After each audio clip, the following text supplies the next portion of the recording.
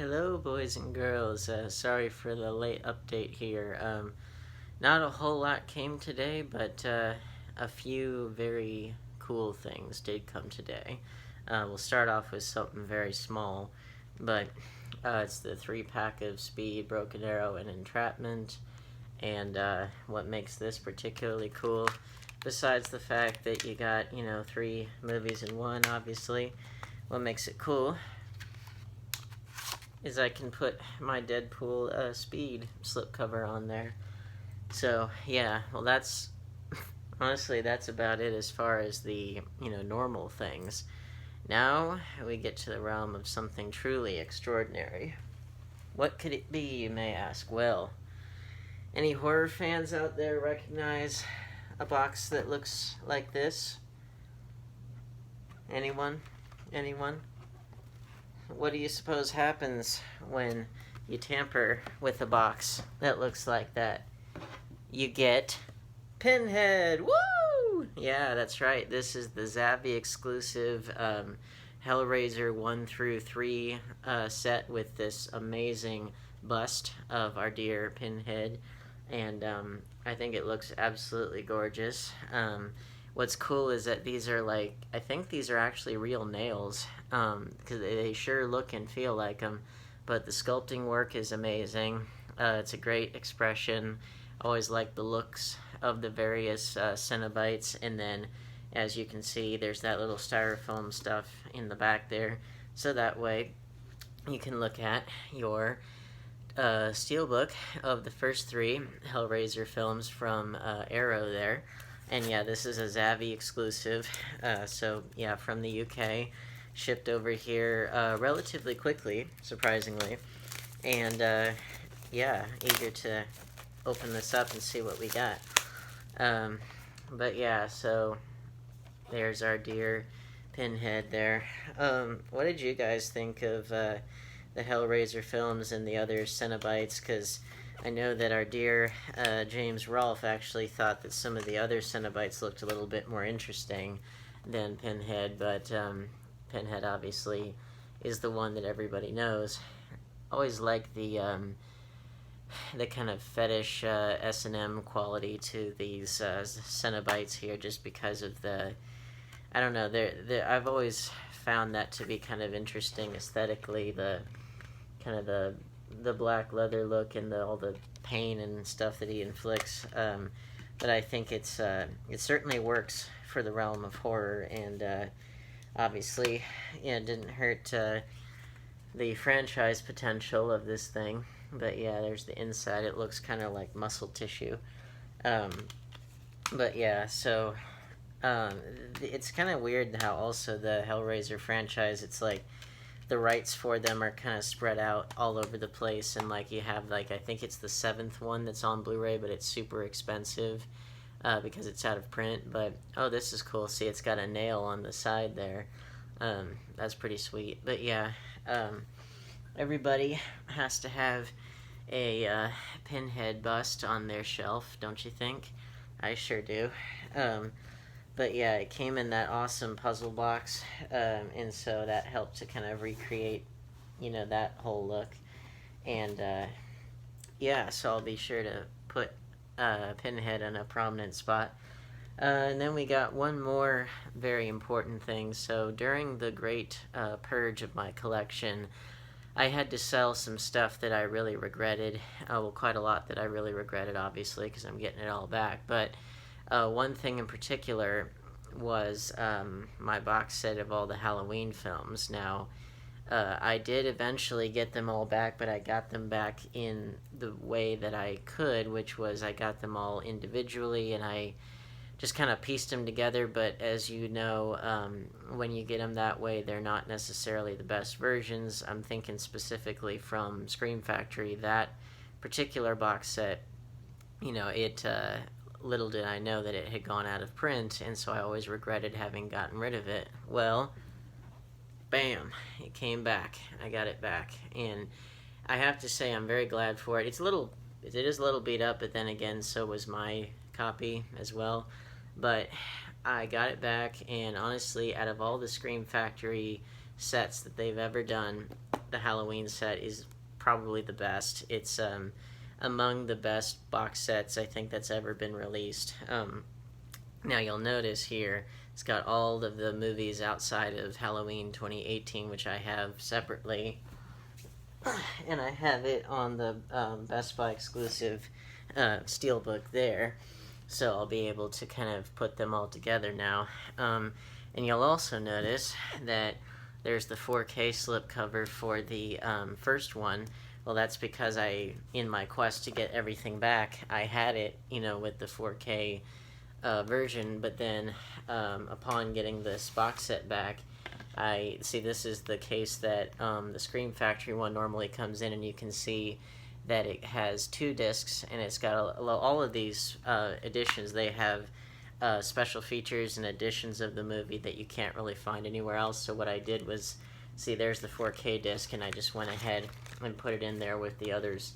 So that way, if I want to watch it, I can watch it in 4K, but then I've also got the other features on there as well. And plus, it's a cool slip there. And surprisingly enough, it actually, not only does it fit on here like that, but it also does fit in this little slot here with the rest of them, surprisingly. I didn't know if it would, but yeah, so there's that awesome booklet. Yeah, this particular set is not cheap. It wasn't cheap when it was in print, and it's not cheap now that it's out of print. But I have to say it was most definitely worth it to get this set back, because if you're a fan of the franchise, which I think as far as a series goes, I think Halloween ranks among some of the best in the slasher genre. Well, certainly the first film, it is one of, if not the best slasher film ever. Except that, for me, I give a special appreciation to Black Christmas, the original, just because it broke so many of the rules before they had even become rules. It was a game changer back before there really was a game to change in the slasher world. But yeah, it's such a great set, amazing booklet here, and it's such a great series. Like even the not so good ones. Well, I don't think that there are that many of them, to be honest. I think there are a lot more good ones than not good ones, but even the not-so-good ones have elements to them that are worth seeing. So we obviously saw Halloween there, the first one, which, again, I put the 4K slip on top of there, which the 4K slip is actually pretty hard to find now, but obviously I have the 4K disc in there as well. So yeah, it's about as complete as you can get. And yeah, surprisingly enough, it does fit in the slot with the rest of them, which is pretty cool. But obviously Halloween, the first one's a classic. What more do you need to say about it, really? Halloween 2. Now, I did have the Steelbook of Halloween 2 and 3, which are 2 of the ones that are sold by Scream Factory. They were put out separately from the rest of them, but then well, all it comes down to is a rights issue, because, like, for example, the first one here, the rights to the first film, like this edition, the 4K was put out by Lionsgate, but then with the Scream Factory editions they were put out by Anchor Bay, and I've seen other companies put out the first one, so it just really depends on who has the rights to it that day, pretty much. And then same thing here, they all say Anchor Bay on the side, but then on the back here it says Universal. So I believe it's Universal that owns the rights to Halloween 2 and 3 still. But yeah, this I did have the Steelbook of it, which the Steelbook's beautiful, and if you can't or won't get the big Scream Factory set of all of them, then the Steelbooks of 2 and 3 are definitely worth it. But yeah, I'm just glad to have all of these back, and the second disc on here is the television version. Same with the television version of Halloween 2 on the second disc of that one. And then, of course, Halloween 3, which a lot of people, I guess, hated it at the time because Michael Myers isn't in it, but since then it's gotten its own cult following, and I think if you can divorce yourself from, the fact that it, obviously it doesn't have Michael Myers in it, but just as its own film, as its own just kind of standalone movie. I think it's fairly solid. Like, it's kind of a Twilight Zone ripoff in a way. It has a very Twilight Zone kind of ending and structure. And even the title here, Halloween 3, they even kind of get around that when they talk about the silver shamrock masks, like the witch, the skeleton, and the jack-o'-lantern. They call them the Halloween 3, that they're selling, their particular models, so they kind of get around it. But then, of course, they had to have Michael Myers come back. I almost said Mike Myers, but now that would be cool. Mike Myers versus Michael Myers. But yeah, 1988 for the series' 10th anniversary, they had to have him come back. But yeah, this has, this set has quite a lot of like features and things that the other editions don't necessarily have. And of course, that's Halloween 5. And I loved Danielle Harris in the Halloween 4 and 5. I thought she was so good, and she's only gone on to show what a good actress she is. And is it just me, like, as she's gotten older, but then is it just me, or does she not age? Like, and I mean that as a compliment because she's beautiful, but it's like, it's like, I've looked at her and she's like, what is she, like late 30s, early 40s now, and she looks like she could easily be in her 20s. And then, of course, this is out of order. There we go. I think the worst Halloween is the Curse of Michael Myers. But there's like a ton of kind of exclusive features there. And of course, there's, the producer's cut on here as well. That, that they did eventually release the producer's cut separately, and as well as the theatrical cut. But again, the restoration on here is going to be better than the kind that you could get separately.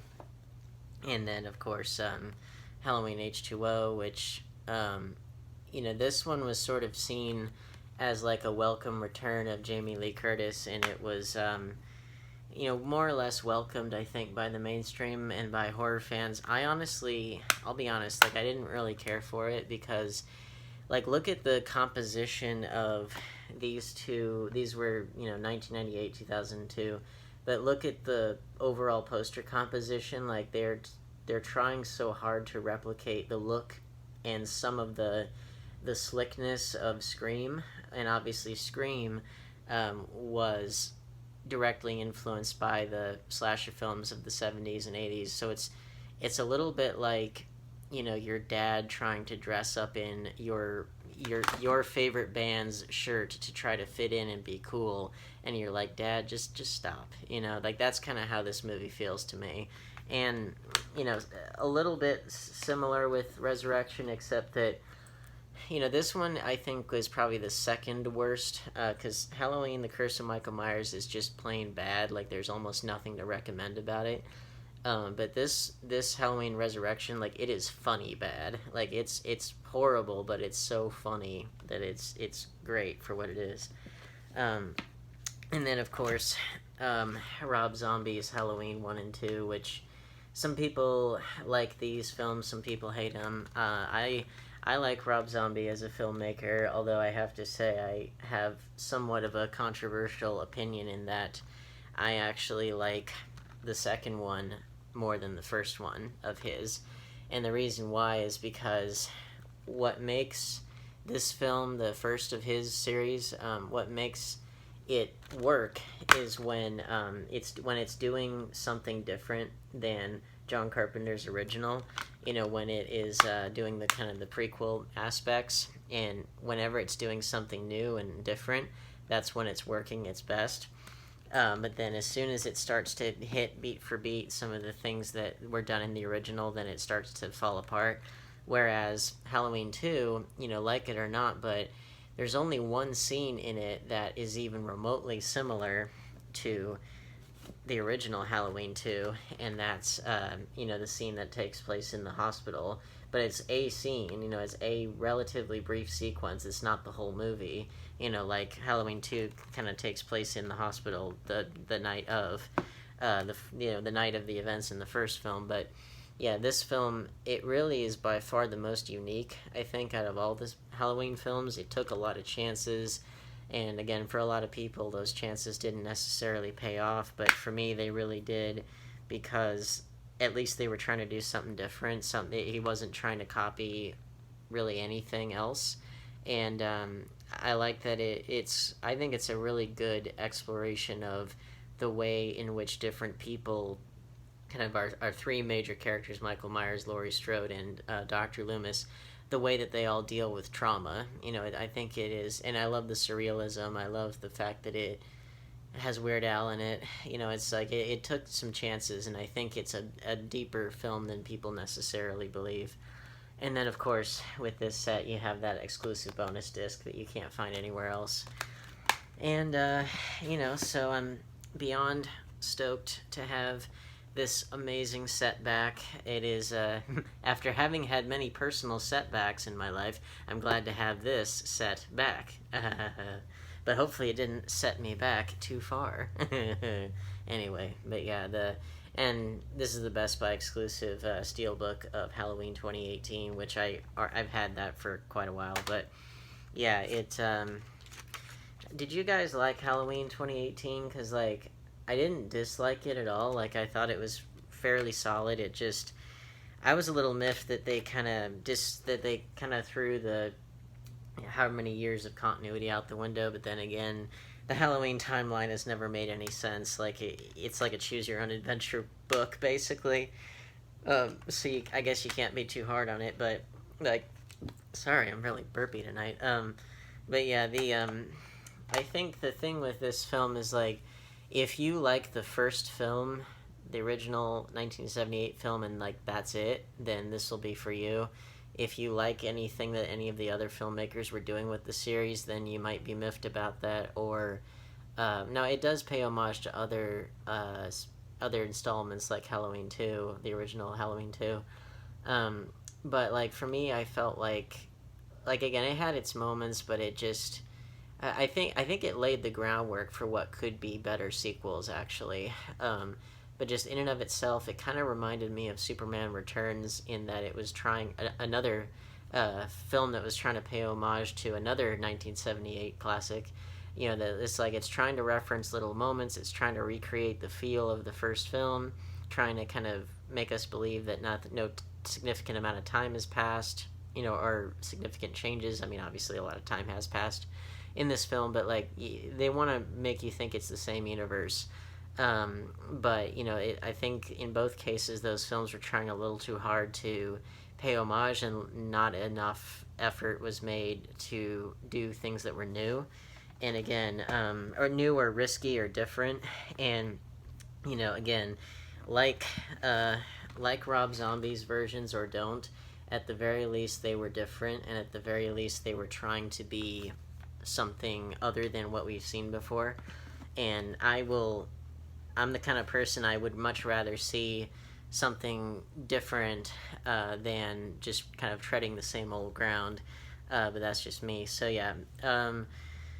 So not a whole lot came today, but the few things that did, I think, were well worth it. And so Pinhead just wanted me to tell you, or he wanted to command you to like, comment, share, subscribe, hit the bell icon, Warp Factor 5, set phasers to stun, and, because if you don't, you know what's gonna happen, right?